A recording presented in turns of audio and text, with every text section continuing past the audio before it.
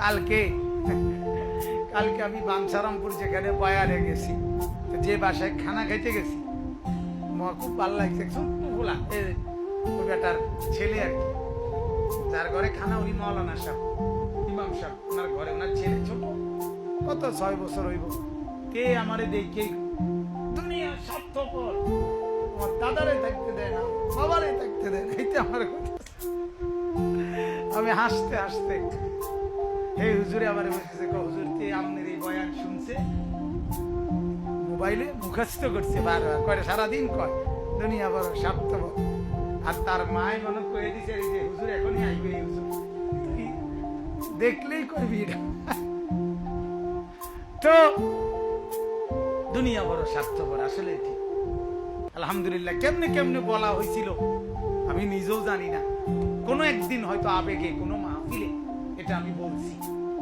আল্লাহর মেহেরবানি, আমার এই শব্দটা মালিকের দয়ায় অনেক মানুষের কাছে, সারা বাংলাদেশে, পৃথিবীর বহু দেশের মানুষের কাছে এটা জনপ্রিয়, এই কথাইটা, দুনিয়া বড় স্বার্থপর।